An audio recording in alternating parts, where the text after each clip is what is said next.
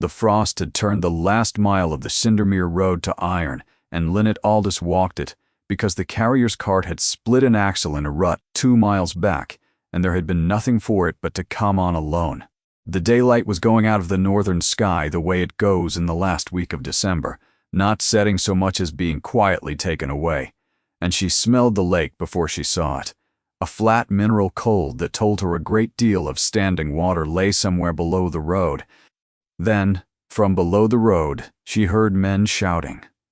It was not the shouting of men at work. It was the other kind, the ragged, overlapping noise of men who have already begun, without admitting it to one another, to give a thing up.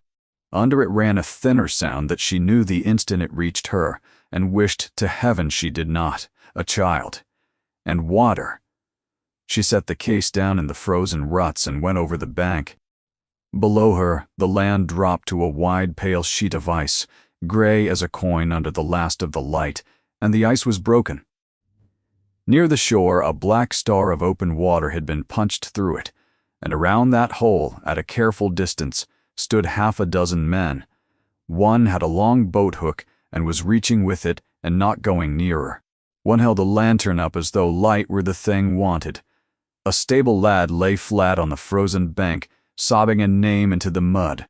And out past all of them, alone at the end of the little stone jetty that ran into the lake, stood a tall man in a dark greatcoat who was not moving at all, and whose stillness, Linnet would think long afterward, had frightened her more than the hole in the ice had. "He's under," a heavy man by the lantern was saying, not to anyone. "He's been under too long. Let be now. You'll not have him back, and I'll not lose a second lad going in after the first. Let be. Nobody let be. Nobody went in." Linnet went in. She had the boat hook out of the heavy man's hands before he had decided whether to keep it. "You," she said to the 2 nearest, "down flat, on your bellies, and take my ankles. The ice will carry a man lying on it that would drown a man standing." They gaped. Then, because someone was at last telling them what to do, they did it. She went out over the ice on her stomach, spreading her weight the way her father had taught her evenly. Across thin ice or thin evidence, taking nothing on trust. The cold came up through her clothes like a hand. Ahead of her, the black water moved, and in it, once, a pale shape turned and went down again. She got the hook into the collar of a coat. She got her own bare hand into a fistful of hair.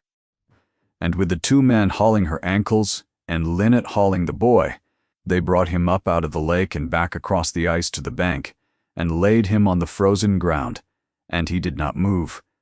He was perhaps 9 years old. He was the color of a drowned candle. He was not breathing. "He's gone, miss," the heavy man said, gentler now, and took off his hat. "Poor lad, you did what could be done. He is not gone." Linnet was already on her knees in the mud. "The cold that took him is the same cold that keeps him. My father brought back a man an hour under tarn ice. Give me your coat. And yours." Now, she turned the boy on his side and swept the weed and water from his mouth with 2 fingers. She turned him back, set the heel of her hand between the small ribs and pressed the black lake water out of him, and then covered his cold mouth with her own, and breathed into him. Her father's trick, learned off a Humane Society sheet he had pinned above his surgery door, breathed and pressed and breathed. While the men stood in a ring holding their hats and plainly waiting for the poor mad girl to give it up. She did not give it up. She had never in her life been any good at giving a thing up. A minute. 2. The lantern hissed. The tall man on the jetty had turned his head. Then the boy convulsed under her hands and brought up the whole cold weight of the lake in a rush, and coughed and screamed, a thin, furious, living scream, and began to cry, which was the most beautiful sound Linnet had heard in a year, because a child who can cry is a child who will live. The stable lad who had been sobbing threw himself down and got his brother, for it was his brother, up against his chest, and the tall man came off the jetty at last and down the bank fast, and stopped a few feet off, and looked at the boy, and looked at the stranger kneeling over him with the lake still running off her sleeves, and said not one single word. Linnet stood shaking, now that it was done the way one always shakes after. "He must be got warm within the hour," she said, "or the water will have him yet. Blankets, a fire, a bed near it. Not spirits, whatever you have heard. Warmth and time." She looked at the silent man and could not read him. A young face, hard with what she took for coldness, and eyes that showed no color in that light, but the last of the sky. "Are you the master here?" He inclined his head. Once he did not speak. He gathered the wet child up into his own greatcoat, as though the boy weighed nothing, and turned and carried him up toward the great gray house that had appeared at the top of the rise, all unlit windows but one. Linnet went back for her case in the road. She did not see him hand the boy to the servants, nor stand afterward in the cold hall looking at nothing. But Mr. Sant. Rennick the butler saw it, 60 years old and having seen most things in that house. Mr. Bry. Rennick, who came out himself with a lantern to bring the drenched young woman in, and who watched his master do a thing that evening the master had not done in 9 months. For the Duke of Sindomir took a slip of paper and the pencil he always carried, because he no longer cared to use his voice for the small business of the world, and he wrote 3 words on it, and gave it to his butler, and went up the stairs without a sound. Rennick tilted the paper to the lantern. "She won't stay the season," it said. Rennick said nothing, and thought a great deal. In 40 years of service, he had never once seen the drowned come back to anyone's hand, and he had never, since the spring, seen his master go down to the water's edge for any soul alive. He folded the note away where he kept such things, and went to carry the young lady's case up himself. Linnet Aldous had come to Sindomir to disappear, and in her first hour she had very nearly done the opposite. She had told the truth in the careful letters that won her the place, but only the safe half of it. She had written that she was a physician's daughter, orphaned and without means, that she read Latin and Greek and kept a fair hand and a fairer account, and that she sought a quiet post far from anywhere. Every word of it was true. It was what she left out that would have been the end of her. She had not written that Aldous was her mother's name, taken up like a borrowed cloak the gray morning she fled. She had not written that her father, Dr. Codd, Fernley, the most careful and least lucky man she had ever known, had died disgraced and in debt, because a great man in the county had needed someone to answer for a death, and a physician with no title and no friends stood conveniently to hand. When they blackened her father, they had blackened her along with him, for she had mixed his drafts and kept his casebook, and Sir Rowland Crail had let it be quietly understood that the doctor's girl had a hand in the death. A physician might be ruined. His daughter, named before a bench, could be made to answer for it with her life. She had carried 2 things out of that wreck. One was her father's pen, a plain steel-nibbed thing not worth 6 pence, with which he had set down 10,000 honest observations, and which was the one possession of his she would not sell for bread. The other lay wrapped in oilcloth at the bottom of her case. His casebook, in which the truth of that death was written in his own steady hand, plain enough for any honest man who ever troubled to read it. She had not yet met the honest man with the power to matter. Until she did, her whole business in the world was to be no one at all, a quiet cataloguer of some dead family's books in the last cold county on the map, where the name Fernley meant nothing and the name Crail had never been heard. 3 seasons, she reckoned, and the assizes would move on, and the hue and cry would cool, and a frightened girl might risk being a person again. 3 seasons. She had been no one before. She could be no one a while longer. She had not reckoned on Sindomir Hall, and she had most certainly not reckoned on its master, who did not speak, and who had already written her gone. Sindomir Hall was dying, and it took Linnet less than a week to see it, and less than that to understand why no one under its roof would say the word aloud. That was the pity of it, for it was a lovely house. It stood, long and low and silver-stoned above the black lake, so old and so well placed that it seemed less built than grown up out of the cold ground. And it was failing now, the way a proud man fails quietly, and from the inside, with everyone about him agreeing by silence not to notice. The plate went black in the drawers for want of turning. The damp had got into the whole east wing where the great rooms that faced the water stood shuttered and sheeted, and from under their doors came the sweet, rotten breath of a roof that had been letting the weather in for a year while no one climbed to look. In the kitchen the range smoked because the flue had not been swept since spring, and Mrs. Truscott the cook wept over a side of mutton come green from the butcher that she dared not send back. For Mr. Vosper settled with the butcher, and Mr. Vosper would not be told his business by a cook. "And who," Linnet asked, "is Mr. Vosper, the steward, the agent, the everything?" Tamsin the housemaid said it low, with a glance at the passage. "Come, the year the old Duke died, he did. And old Mrs. Ray, that was housekeeper, went into the ground the winter after, and there's been no housekeeper since, only Mr. Revan Vosper, that holds the running of it all, and the keys of it all, and answers to no living creature."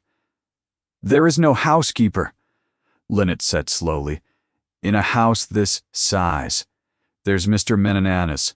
"Quote, Vosper," said Tamsin, as though that were the same thing, or the flat opposite of a thing, and she could not have told you which. Linnet looked at the smoking range and the green mutton and the two worn-out maids, and she was quiet, because she had learned young that a house where one man holds every key and answers to no one is a house being eaten from within. She said none of it. She was here to catalog books, not to save a duke. She learned the rest of it in pieces, the way one learns the shape of a wound by where a person will not be touched. The shut wing that faced the water had been Lady Odile's, the duke's sister, who had held the keys and run the whole estate while her brother was away in town. In the spring she had gone out onto Scarnwater in the last rotten ice of the year, as she had every winter of her life, and the ice had not held her. They had brought her up where the boy went under. Since that day the Duke had not once entered the east wing, nor spoken his sister's name if he could help it, nor looked at a single thing in the house that wanted doing, for everything that wanted doing had been hers. And somewhere in that same season he had little by little stopped using his voice at all, until the household learned to read him off slips of paper. The Grey Study, 6 o'clock. Send no one up. She won't stay the season. So a girl with a hidden name folded her hands and learned the servants' faces and catalogued the library and held her tongue about the roof and the keys and the smoking flue. Holding her tongue was the one thing she had had long practice at. It lasted this time until the Dowager sent for her. The Dowager Duchess of Cindermere was named Audlin, and she was 79, and she had put a husband, 2 sons, and a granddaughter into the family vault, and had not the least intention of being managed by any of the people still above ground. She kept to the one room in the house that could be relied on for warmth, a small south-facing sitting room with a good fire and a worse draught, and sat in it very straight in a chair, a size too large for her, a black stick across her knees that she used for pointing far oftener than for walking. She had Linnet brought up on the 9th day. "Come here. Stand in the light, where I can make you out." The old voice was dry as a page turned in a cold room. Linnet came and stood and was studied, from her mended hem to her level gray eyes for the better part of a minute. "So, you are the creature who dragged Tobin Sleeve out of my lake and quarreled him back to life, after every man I pay had already given the boy up for dead. The men had done the hard part, your grace. They wanted only telling what to do with it. Do not hand me modesty. I have no teeth left to chew it." She rapped the stick once on the boards. "I have watched clever women play at modest for 60 years. It is the last place they think to hide. You knew your business on that ice to the inch, and you did it under my grandson's eye, which is more than any soul has managed since April. You brought him down to the water. He has not been able to go near it since it took his sister." Linnet said nothing. She had already learned that in this house the lake was not spoken of lightly. He wrote me a note concerning you. The old mouth did something sardonic. He writes to everyone now, on little slips, sooner than trouble his voice. It is the coat his grief has chosen to wear, and I let it wear it, for grief must be allowed its costume a while. Do you know what his note said of you? No, your grace, that you would not stay the season. She let it sit. He is very seldom wrong, my grandson. It would do him more good than any physic to be wrong about you. Then the bright eyes narrowed. Now, you have been under my roof 9 days with a pair of eyes in your head that plainly work. Tell me what they have seen, and do not trouble to be gentle about it. I have outlived gentleness. It wastes the little time left to me. So Linnet told her. For there is a particular relief in being asked a true question by someone who wants the true answer, and she had been swallowing the truth for 9 days. The smoking flue and the green meat, the linen rotting in the presses, the shut east wing and the weather coming in above it, and, with care, Mr. Poor, Vosper, who settled every account and carried every key, and could not, it seemed, be told his own business by any living creature. The dowager listened without moving. When Linnet had done, she was quiet a while. My grandson is not a fool, she said at last. He is a grieving man, which, from the outside, wears the very same face, so that people mistake the one for the other, and are surprised by the bill later. He has let one man hold the whole of this estate because he cannot bear to lay his own hand on anything that was his sister's. It may prove a costly weakness. She turned her head. Your letter said you keep a fair account. A fair enough one, your grace.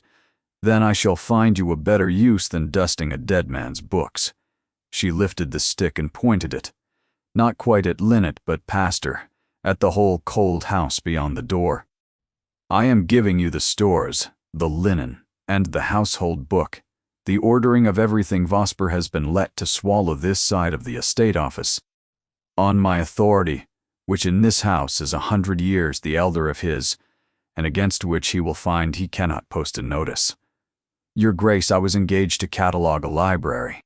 You were engaged, said Adeline, because I have spent 3 years hunting one honest pair of eyes I might set loose in this house, and yours are the first that did not slide straight off the truth the instant they struck it. She sat back.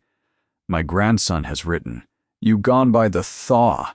You have until the thaw to make a liar of a duke. I should enjoy that more than anything that has happened here in a 12-month. Linnet curtsied. She had reached the door when the dry voice caught her between the shoulders. And, Miss Aldous, a pause, and wait in it. Whatever it is you are running from, and you are running from something. I have buried too many people to be deceived by a quiet face. It is your own affair, and it may stay your own affair so long as it never becomes my house's. I think we understand each other. Linnet's heart went very still beneath her plain gray bodice. Perfectly, your grace, she said, and went out, and did not permit herself to lean against the passage wall until the door was shut between them. Linnet took the stores, the linen, and the book, and the house received the news the way houses do. Below stairs, and just beyond her hearing, there was a wager in the servants' hall before the week was out, and she would have had to be deaf as well as unremarkable not to catch wind of it. A shilling said she would be gone by the thaw, worn thin by the cold and by the master's silence, and by Vosper, who between them would see off any woman foolish enough to think she might hold keys he had long since decided were his. The odds ran hard against her. Even Tamsin, who liked her, and who had cried the day the flue was cleared, had laid her own sixpence, with an apology in her eyes, on the frost. Linnet did not resent it. On the whole, she thought it a shrewd bet. She had all but made it herself. The gray morning she took a false name and came north with a dead man's pen and no character to her back. Nor did she mean to win it by arguing, for arguments were a game she had always lost and had stopped sitting down to years ago. She meant to win it the only way she trusted, by weaving herself so far into the running of the day that the house would wake one ordinary morning, unable to remember how it had turned without her, and the bet would quietly answer itself because the question underneath it would have stopped meaning anything at all. So she did not command, and she did not scold, and not once did she remind a living soul that a duchess had given her leave. She took the neglected things in hand, one by one did each of them properly, and let the work make her case for her. She began with the stores, because a storeroom is where a house keeps its conscience. She turned out 3 winters of furred preserves and weevilled flour. She had the flue swept for a few pence, and a boy up a chimney. And the kitchen stopped smoking for the first time since Lady Odile was alive, and Mrs. Matt Truscott cooked like a woman let out of jail. She sent the green mutton back to the Kelby butcher with a note in her own hand, courteous, exact, and immovable. And the next meat came in red, and the butcher, telling the tale afterward in the Kelby taproom, called her yon little eldest woman, as writes like a magistrate. She had the presses struck, and the whole of the linen washed and turned and mended, and where a sheet had gone past saving she had it cut down for bandages and dusters, that nothing honest be wasted. She went up herself with a lantern, and Mr. Niall, Bligh's long ladder into the roof space above the east wing that no one had climbed in a year, and found the places the sky was coming in, and had them canvassed against the weather. While she began, very quietly, to wonder in her own book exactly where the money already charged for that roof had gone. But that came later. First there was Tobin.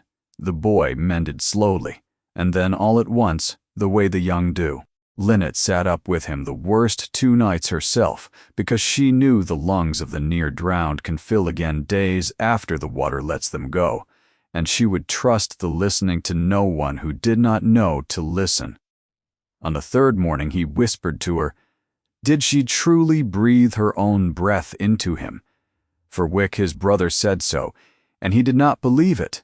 She told him it was quite true, and that he now owed her a lungful, repayable at his leisure.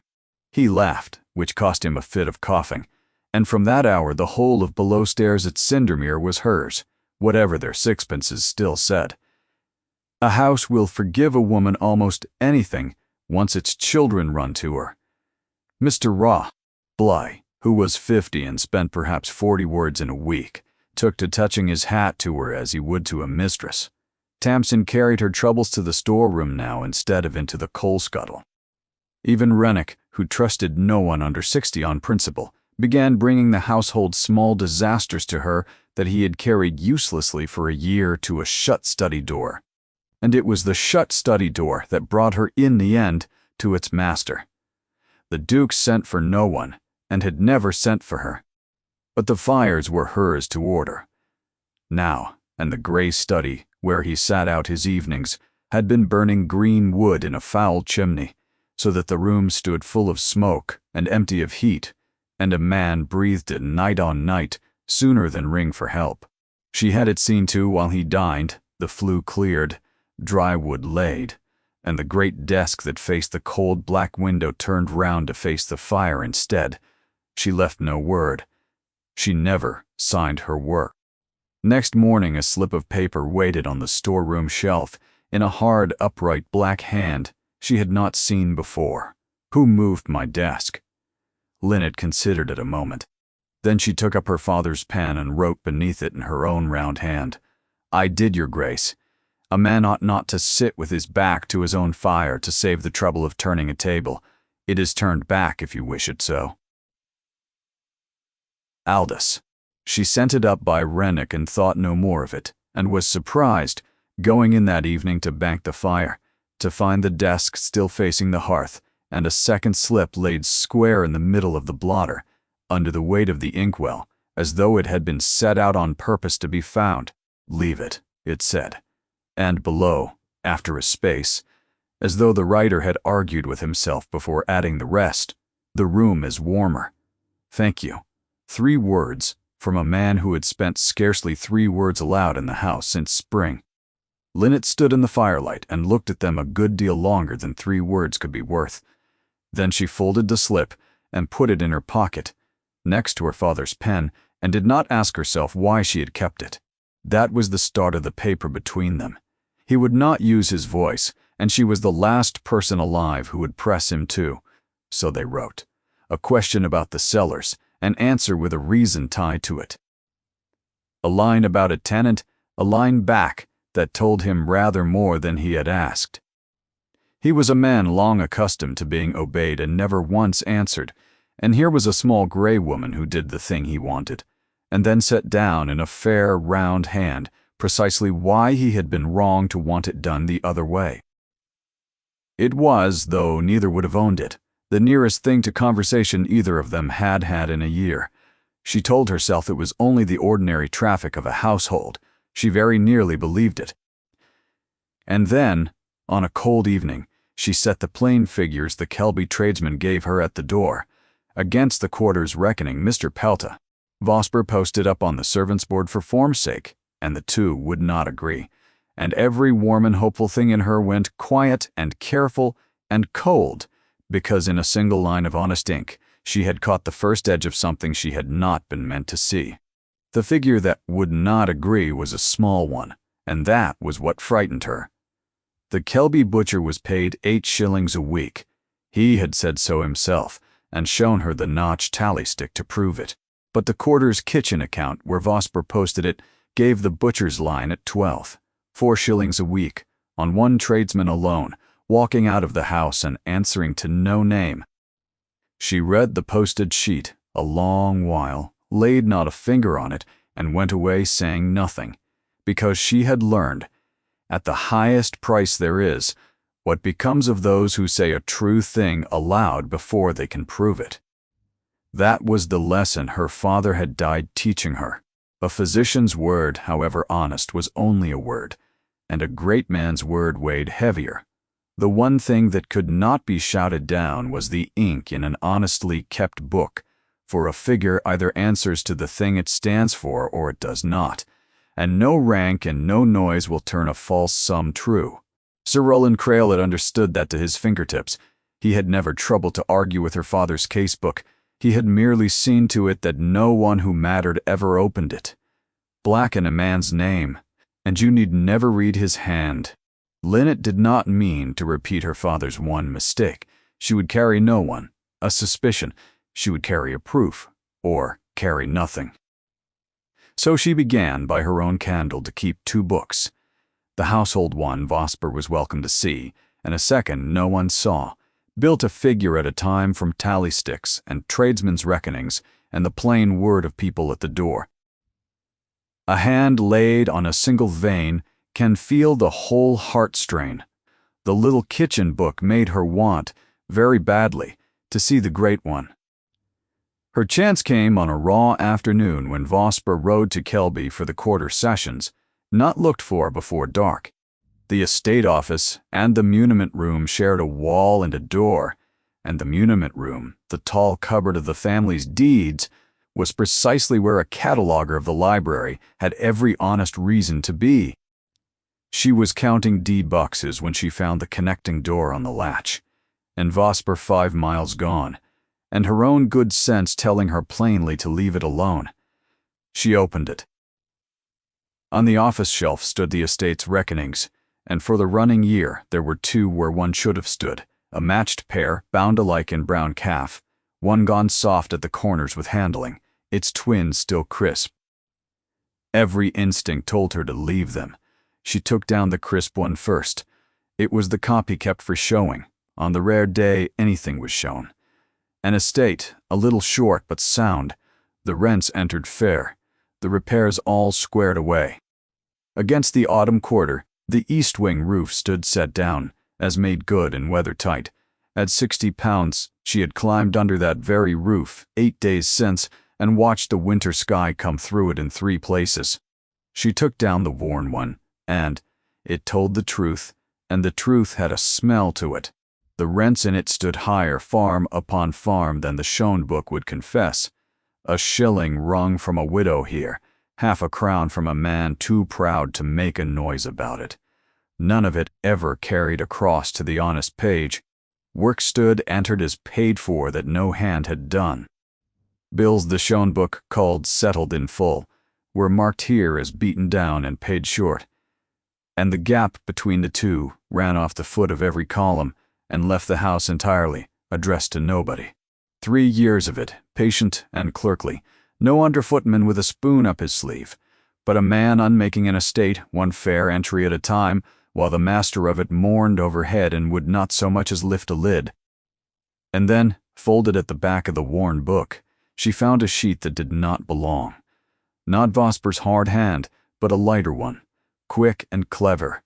A woman's, the very hand Linnet had spent a month cataloguing on the labels of a dead woman's still-room jars. It was Lady Odille's, a short column of figures in her writing, the butcher, the chandler, the corn factor, set against Vosper's posted sums, a small neat query penciled beside each difference, and at the foot underlined once, "Ask him." Before Lady Day. It was dated 3 weeks before she drowned. Linnet stood very still with the dead woman's arithmetic in her hand, and the cold of the room came up through her a second time that winter. Lady Odile had seen it.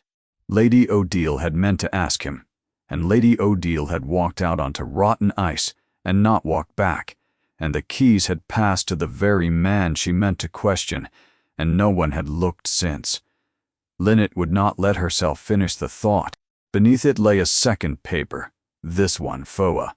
Losper's a letter unfinished, struck through in places, and she read no more than the half before the half stopped her breath.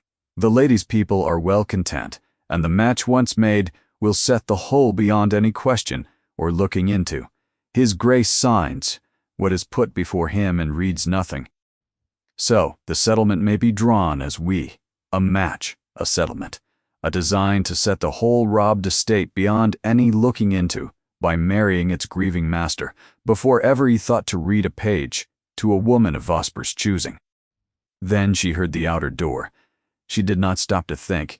She folded both papers back, edge to edge, stood the worn book against the crisp one just so, and was among the deed boxes with her slate up and a lid open, counting aloud. Vosper came in out of the dusk with the rain across his shoulders 5 miles early, and found her. He was a mild, well-fed, pink-faced man of 40, soft in the voice and quiet on his feet, and there was nearly always a smile somewhere about him. There was one now, Miss Aldous.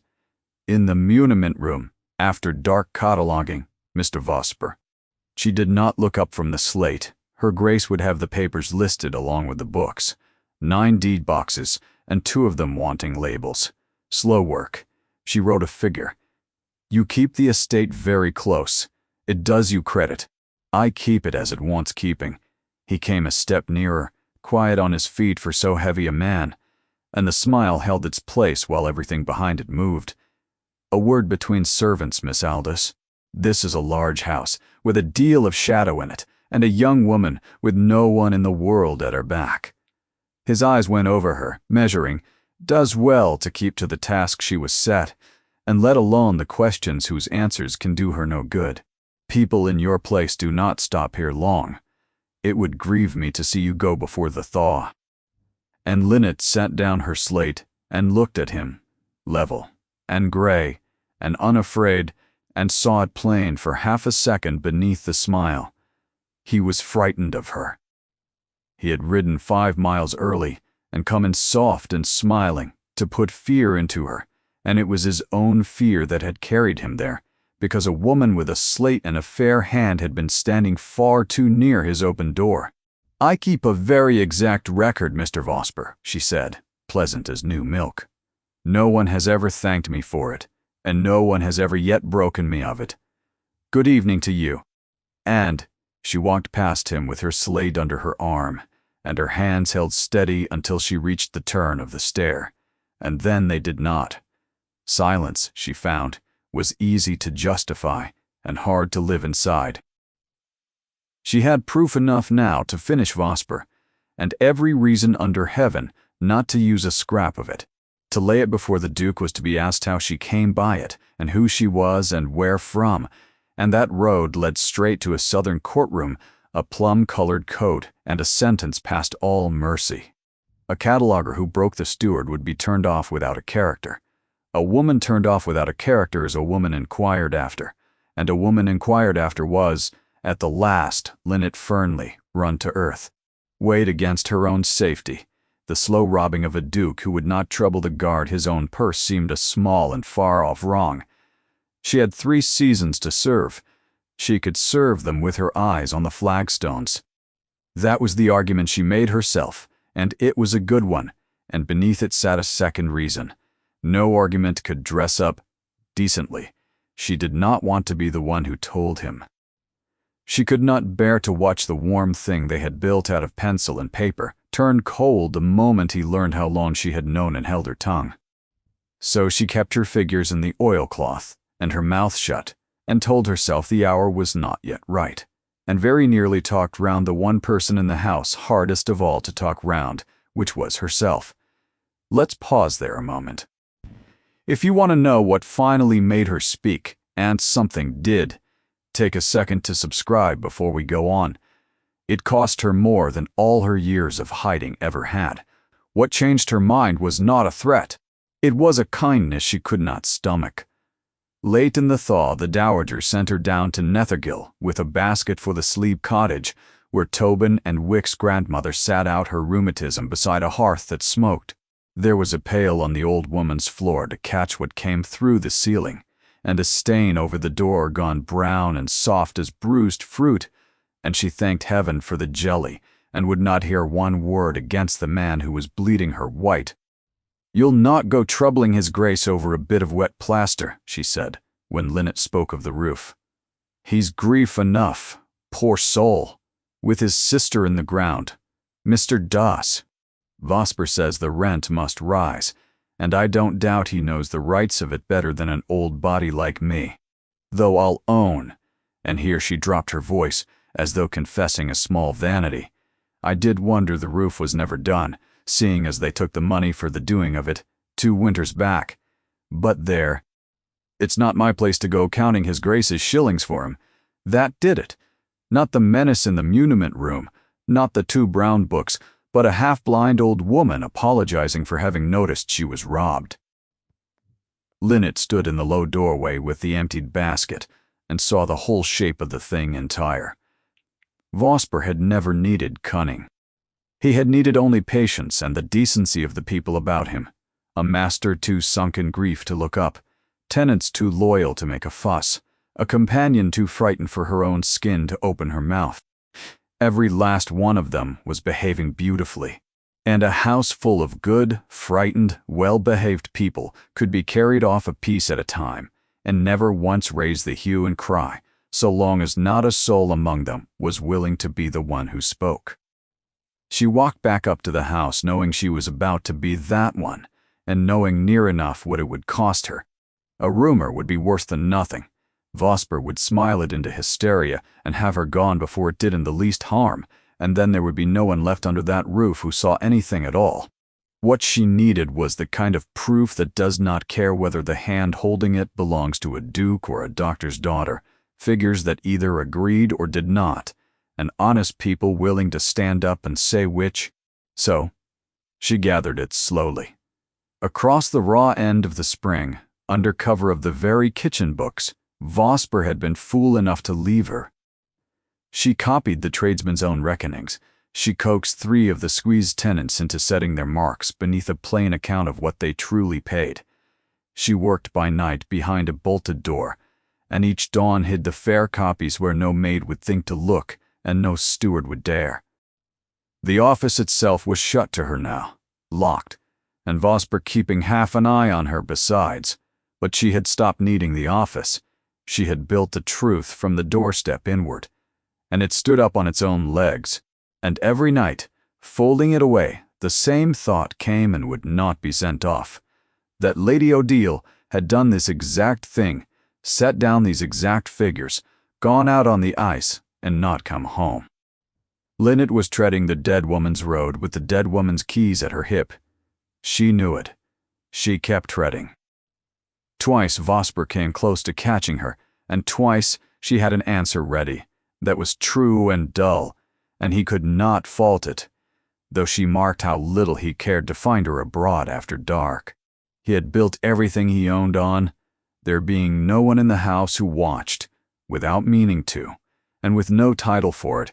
She had become precisely the thing he could not afford, someone who watched and wrote it down. And then, on a wet morning at April's end, Tamsin brought word that a lady was expected, a Mrs. Cardew, widowed, well-connected, and ill-off, and Mr. Vosper had ordered the best guest rooms opened, and had been seen very nearly to smile. Linnet remembered a line from an unfinished letter, about a match that would set everything beyond any looking into, and understood that whatever time she had thought she still had was spent, somewhere in those same weeks, without either of them once deciding on it. Linnet and the Duke stopped being a servant and a master, and became something neither could have put a name to. It grew up out of the paper, and then it outgrew the paper. She was sent to the library one evening for a book and found him there. For the library was the last room he had not surrendered, a long, cold gallery of shelves where he sat out the dark with an unopened book on his knee. She turned to go. He wrote a line and held it up. "Stay. The room is the better for one honest person in it." So she stayed, and found the Dowager's book, and lingered, and they fell into the odd, half-spoken talk. That was all they had, his part in pencil, hers aloud, of nothing that signified. The frost, the boy, the price of wax. After that, she came most evenings, by no arrangement she could ever point to. And most evenings he was there, and the cold library became the one warm place in either of their lives. He was not the granite man the forecourt had shown her that first night. He was a dry, clever, gentle creature, frozen over so long he had half forgotten there was anything living underneath, and his notes, once she had the reading of them, were wry and kind and lonely. She noticed he never once threw hers away. He spoke of Odile a single time, and he did it aloud. The fire had burned down to a red seam, and he did not reach for the pencil he used. His voice cracked, unpracticed, oddly young, and Linnet went very still, because she understood she was being given a rare thing. "That was her chair," he said. "Odile's." She would read me the ridiculous notices out of the newspaper until I gave in and laughed. I was not a man who laughed to order. She kept a private count of every one she got out of me. He turned the shut book over in his hands. I was in town when the ice took her. I had promised to come up for the thaw, and there was forever one more piece of business in town that could not stand a week's delay, and I have never since been able to put a name to a single one of them. I came up the North Road 2 days after they had put her in the ground. Linnet did not tell him she was sorry. His grandmother had taught her that sorry was the emptiest word in the tongue. "She held this whole place together, from all I've been told," she said instead. "That is a great deal for one young woman to have carried, and she carried it beautifully. She must have loved it past all telling." He looked at her over the coals. "You are the one holding it up now," he said. "Don't imagine I haven't watched you do it. The flue, the tenants, those keys at your side that my grandmother had no earthly right to hand you." A pause. Why? It was the one question she could not answer honestly without spilling the whole of herself across his floor, so she gave him a truth with its back turned. "Because I cannot stand by while a good thing rots and everyone about it wrings their hands and calls the rot grief," she said. "It is a fault in me, your grace. Set me down by a shipwreck, and I'll start coiling the ropes before I think to ask whose ship it was." The ghost of a smile touched him and was gone. "I begin to believe you would," he said. "Pray." The keys had come to her a fortnight earlier, and they had come the way very old women arrange matters, done before anyone thinks to raise an objection. The Dowager had had a carved box fetched, and when Linnet came in for her afternoon's reading, it lay open, and on worn blue velvet inside it rested a great ring of iron and brass, a dozen keys and more, rubbed bright by 2 centuries of turning hands. "Odile's," the old woman said, and kept her own knotted fingers well off them, and her mother's before that. They hung on a hook by the still room door longer than anyone breathing can remember. The day my granddaughter drowned, Vosper lifted them down and locked them in his strongbox, and told my grandson it was for safekeeping, and my grandson was too far gone in grief to hear the lie under it. Understand me, girl. Keys are not iron. They are the whole trust of a house, and whoever carries them carries the house itself. I have got them back. How I did it is my own business. You will wear them where the eye can find them at your waist, on a chain, so that every soul under this roof knows at a glance whose hand it is that turns the locks. And on the day someone comes to take them off, you and someone will come, you are not to let go. So she had worn them since, and their small iron music went before her down the passages, and the maids and the tradesmen came to know the sound, and week upon week, without anyone marking the hour it happened, it became the sound of a house waking up. The Duke's eyes had gone to them that evening, bright against her plain gray gown, and something shifted behind his face that she could not name. Grief or memory, or the first faint stirring of a feeling for which he had no word yet. My grandmother gave you those. He did not bother to shape it as a question. She did, Your Grace. I told her the county would talk. Let it. He weighed the book in his hands.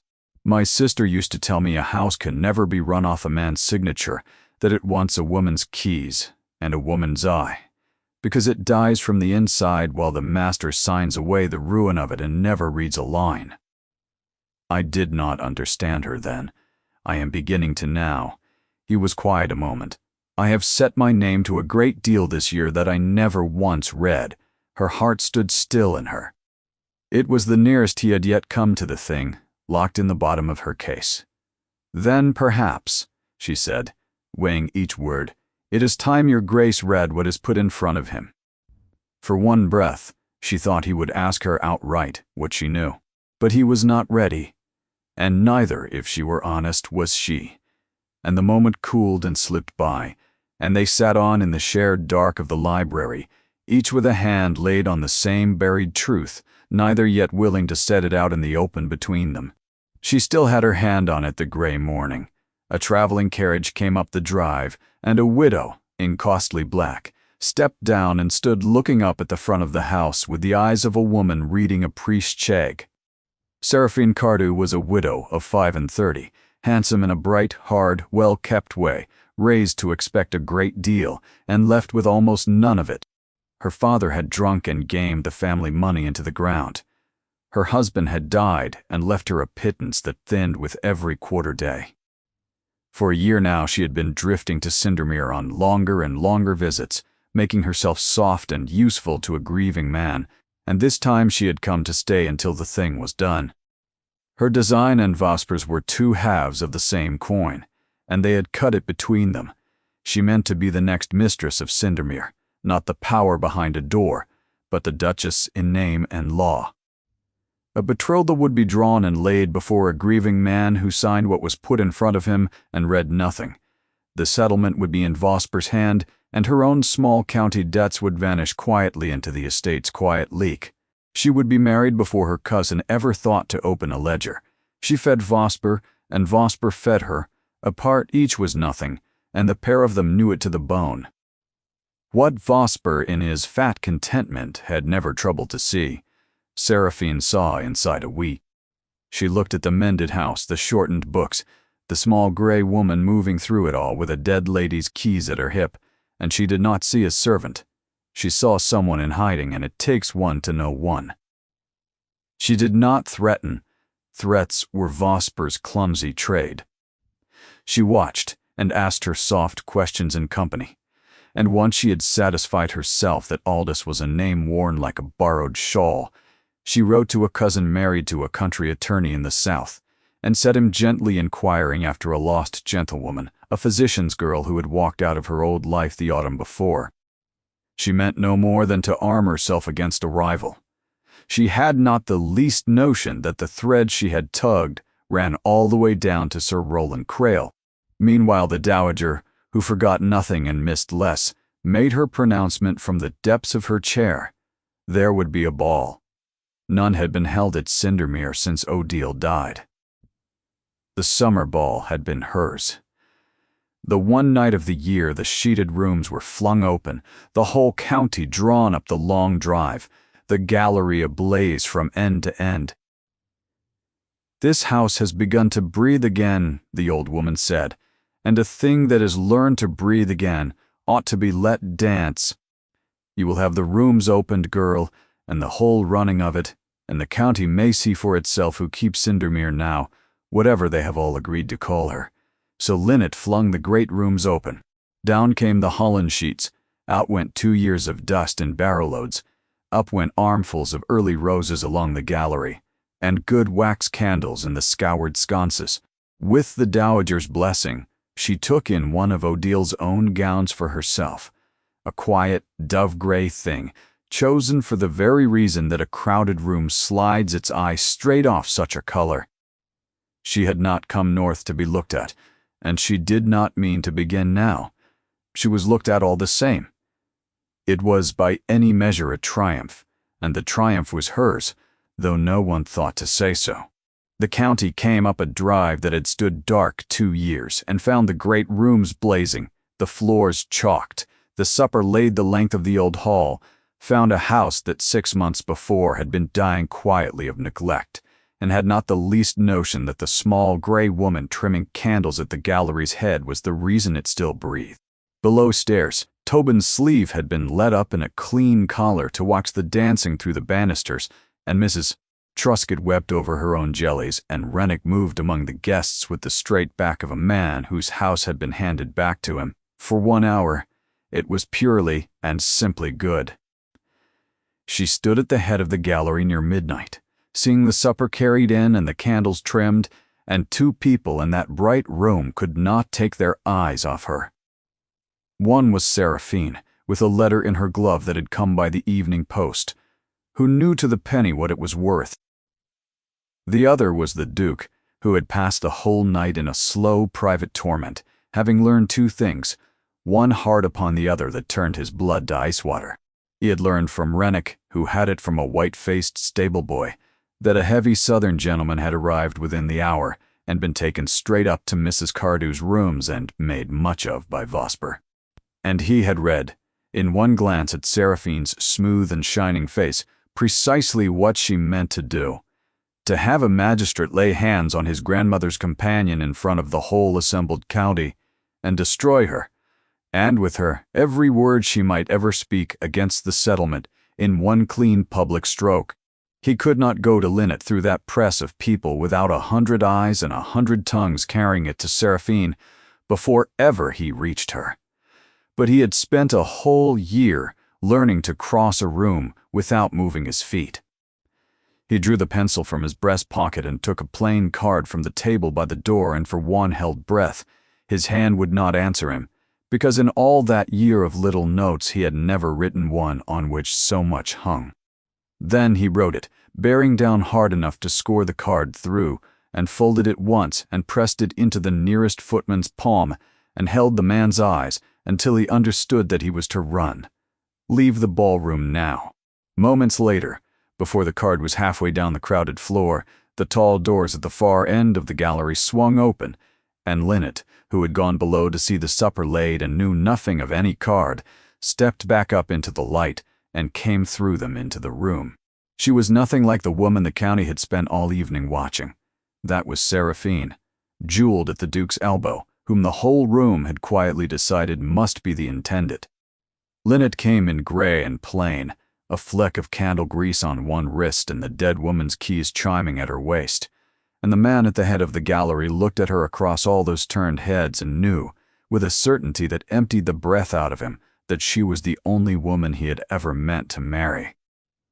And that his warning had gone out of his hand 3 seconds too late. For that one suspended moment, no one else in the gallery knew what he knew.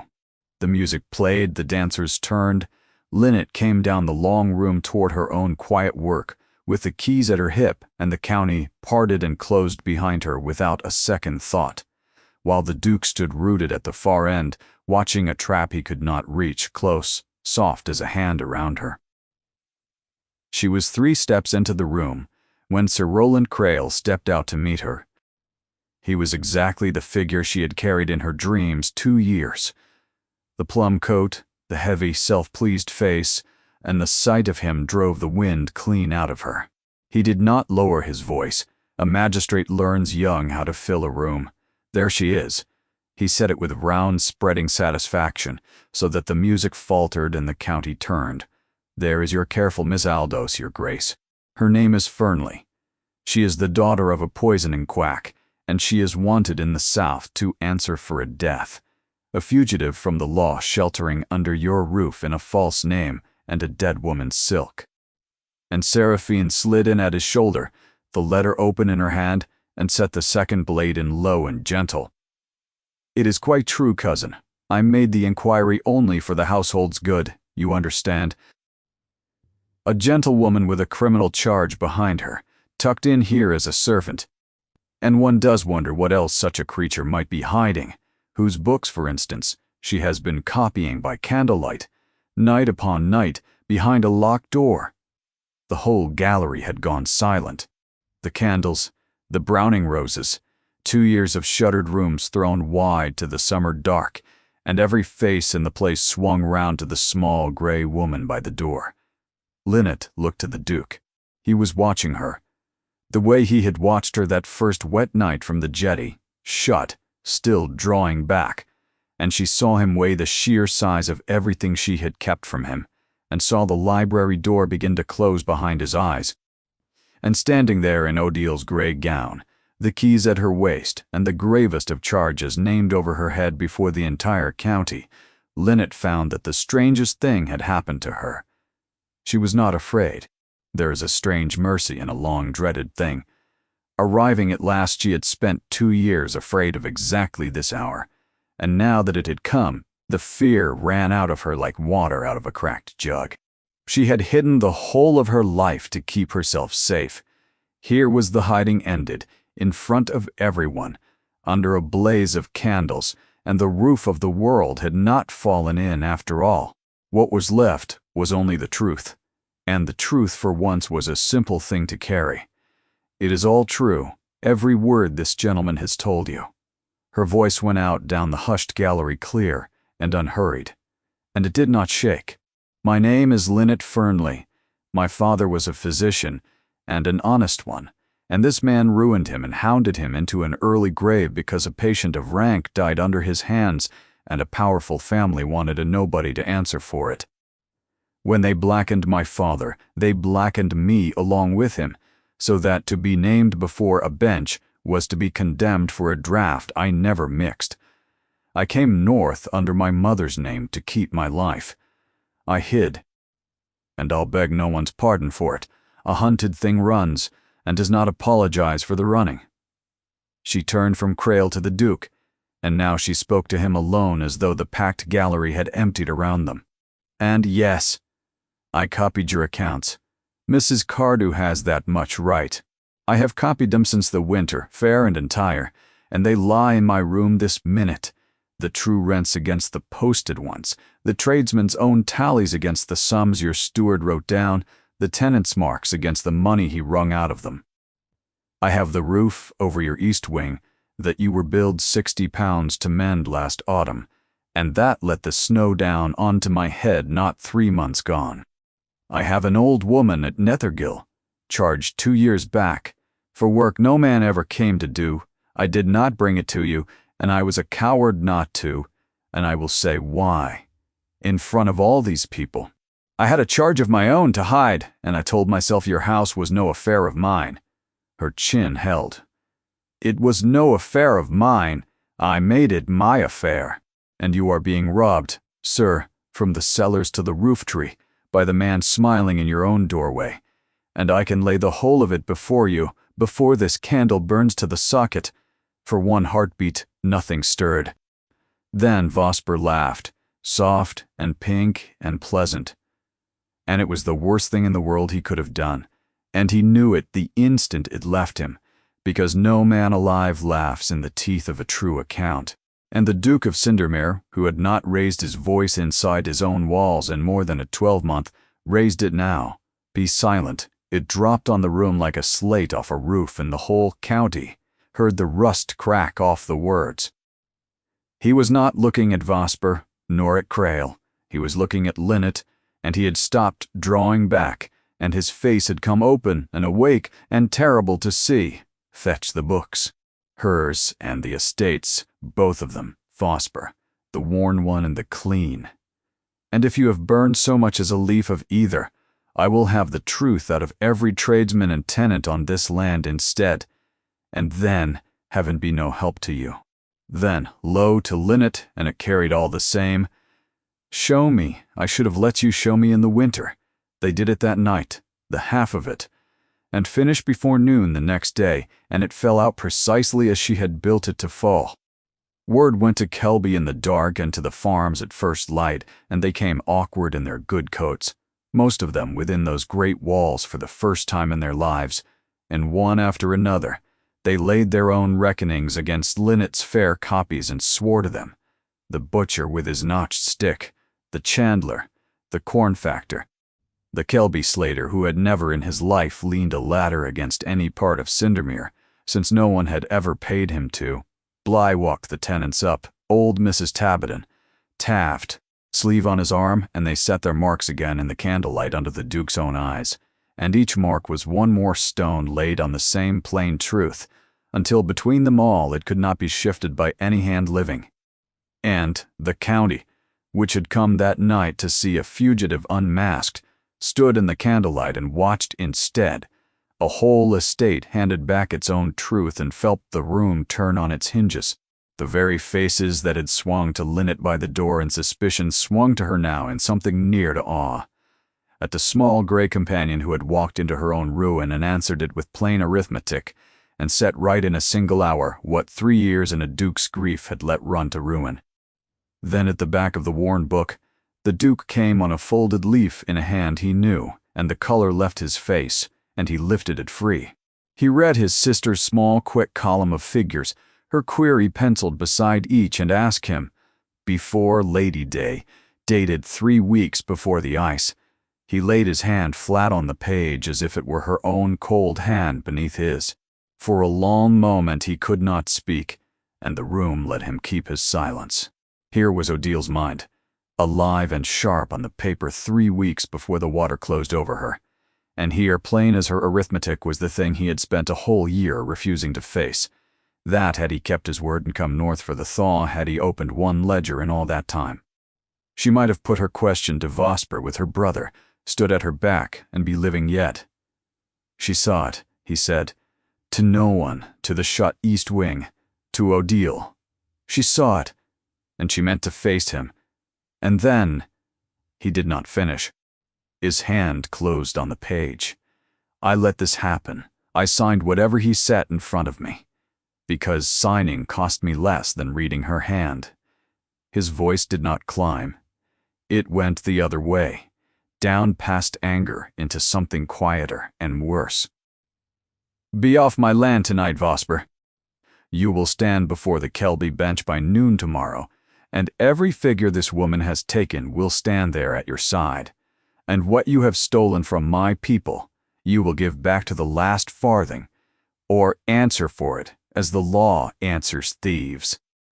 Rennick, see him gone and watch him pack out every pocket. Vosper went. There was, in the end, nothing else left in the world for him to do. At the door he turned, once every scrap of the softness stripped off him, and looked at Linnet with a plain and smileless hatred. You could not leave it be, he said. No, she agreed. I never could. Good night, Mr. Vosper. When he had gone, the question he left behind him hung a moment in the candlelight, whether the ice had been the whole of the story, or whether a man who stood to lose everything the day Odile opened her mouth had been sorry to see her go out onto it. But there was nothing to find, and there never would be. Only rotten ice a girl had trusted every spring of her life, and a cruelty of timing that grief could too easily carve into something blacker. Vosper would answer for what could be proved, which was theft enough to sink any man. The lake kept its own counsel, as it always had, which left Sir Rowland Krail, who had come the length of England to see this woman broken and had watched her set a duke's whole house to rights inside the hour, and who found, casting round him for the deference a magistrate is owed, that he was a southern baronet standing on a northern duke's floor, with no writ, no friends, and an accusation just read aloud and shown to be a lie. "This is a matter for the southern assize," he blustered. "I will have that woman." "You will have your carriage," said the duke, "and the road, and nothing else beneath my roof." And then Linnet went up and came down with the thing she had carried 2 years wrapped in oilcloth, her father's casebook, his own patient hand setting down, hour by hour, the true story of the death that Crail had laid at his door. She laid it on the table beside the estate's 2 ledgers. One more honest book brought at last into the light. "You never once answered this, Sir Roland," she said, level as still water. "You only saw to it that no one opened it. It is open now, in a duke's house, under a duke's word. Answer it, if you can." And he could not, for a false charge is nothing but a false sum, grown large, and it will carry any weight of shouting you heap upon it, and fall to pieces at the first honest minute of reading. He was gone by morning. That left Mrs. Cardew. She had sat through the whole long reckoning in a corner of the emptying gallery, the letter crushed to a ball in her lap, watching the machine she had helped to build come apart in the guttering light. When both men were gone, she rose, still handsome and still straight-backed, and made her last throw with the flat courage of a woman who has nothing left to stake. "You will make a fine thing of me now, I don't doubt," she said to the Duke, her voice bright and thin as struck glass. "Your loyal cousin, who lets your steward settle her little bills. Oh, I knew where the money came from. A woman as poor as I am always knows. To the shilling. So turn me out. And where am I to go, cousin? To 100 a year and a widow's cap, and the great privilege of being poor among people who were once my equals. You have never once in all your life not known where you would lay your head." She was shaking, though her chin stayed up. She hid a ruinous charge to keep herself safe. "I would have hidden anything on earth to be let out of the smiling, grinding pretense of my whole life. Don't look at me as though I were something monstrous. I am not monstrous. I am only worn clean through. I have been afraid for 15 years, cousin, and there is nothing on this earth so wearying, and you have not the first idea of it." And there it was. The frightened woman under the hard, bright shell, laid open in the last of the candlelight. The Duke's face had set hard as the winter forecourt. Linnet knew he was about to be just, and that just would be the end of Seraphine Cardew, put out of doors, disgraced, the county, left to pick the bones. "Your Grace." Linnet stepped forward. "Let me." He looked at her, and shut his mouth, and gave a small nod.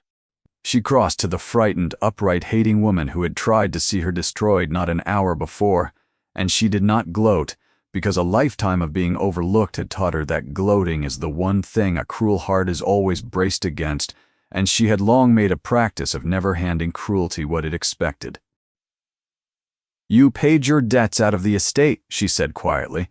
"That is theft, and you know it, and so does His Grace. But you never once touched a rent. You never squeezed old Mrs. Conn. Slee for a shilling she couldn't spare.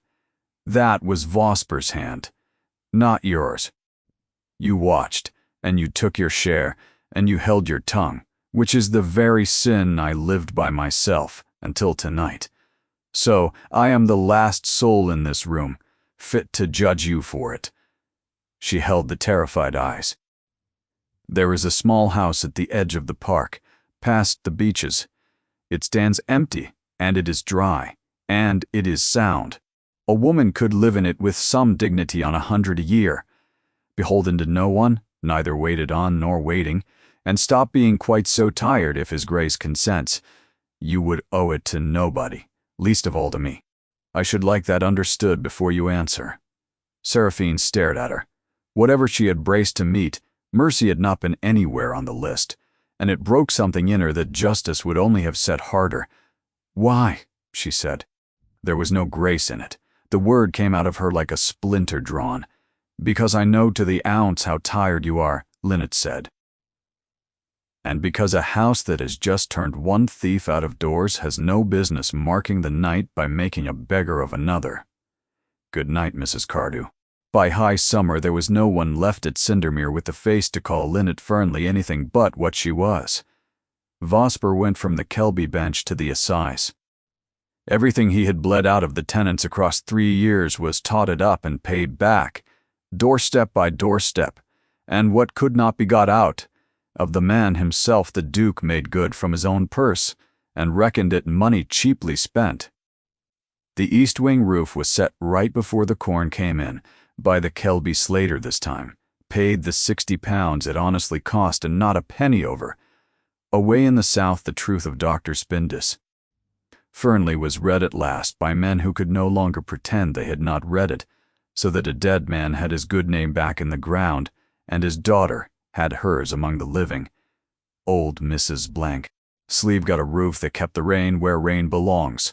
Tobin grew loud and brown and holy, riotously alive, and Odil's small round hand on the still-room labels Lynette copied out afresh, and never once let anyone throw away.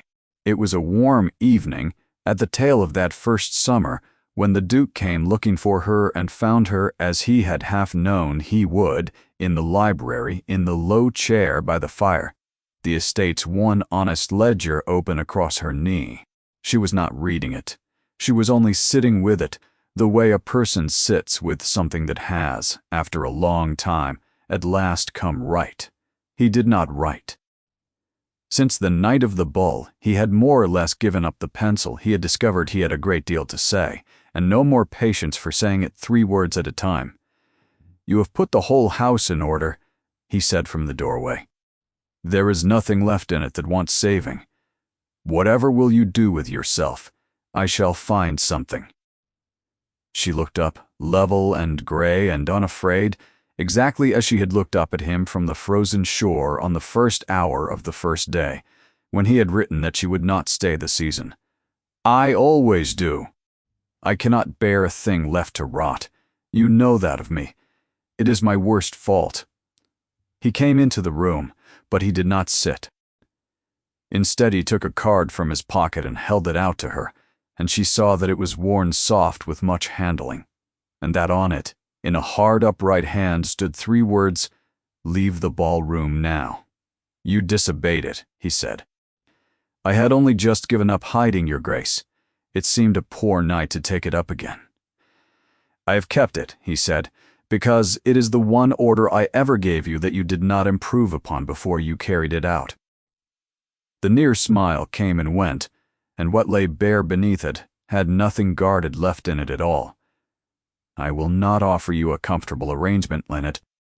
You have your own name back now, and your father's, and there is not a soul left on this earth with any hold on you. You do not need my house to hide in. You never did." His voice, the whole of it, the thing he had buried with his sister and dug up again for her sake, went all the way down to the bone. "That is the very reason I am asking. Not because a great house wants a mistress. It has one, and has had one since the snow. Because I should like to spend what is left of my life being spoken to plainly, and without a grain of fear, by the only person breathing who was never once afraid of me. Say yes because you choose it, or say no, and stay and go on running the house. I could not. Either way, I'll not raise it again. From here, the whole of it is yours to decide." The whole of her life seemed to hold its breath around her. She thought of the frozen shore, the drowned boy, her father's pen, the 3 gray seasons she had meant to pass unseen and safe. Safe was a small, cold word. She had been safe the whole of her life. Until this iron country and this silent man, she had never once been known. Alaric. She had never before spoken his name. He heard her speak it, and something crossed his face worth more than the house and every green acre under it. "That is yes," she said, "should the Duke require it in so many words. I have kept quiet long enough now to last me the rest of my life." The near smile was on her own mouth. "On one condition, Your Grace. Name it." That you go down to the lake again, properly, on your own 2 feet, before the summer is out. Odile had no right to take the whole of the water away with her when she went, and I will not have you leaving it to her." The Duke of Cindermere let out a breath he seemed to have been holding since April, and then he laughed a sound the county had not had out of him in 2 years, and it rang the length of the bright gallery and out through the open windows toward the dark, still harmless water. They were married that autumn in the small church on the rise, where Odile lay, and the dowager came up the aisle on her grandson's arm and permitted herself to weep exactly once, which she declared afterward to be the utmost any woman of sense should ever allow herself. She lived 2 more years, long enough to see the rooms filled, and the lake fished, and the ball given again, and then, one bright morning, she died in her chair in the south parlor with her back as straight as it had ever stood, and that was the single grief the summer could not undo. For the dead do not come back to us merely because the living have finally learned to be glad. But the water lay quiet in its green valley, and the boy she had dragged out of it grew up strong, and the woman who had come to Cindermere meaning to disappear found she had become, instead, the most thoroughly known soul in the whole county. She had spent her years believing that to go unseen was the only road to being safe. She had had it precisely backwards. To be truly known by the one right person, in the one right place, was not the danger she had spent her life fleeing from. It was the only safety that had ever, in the end, been worth the having.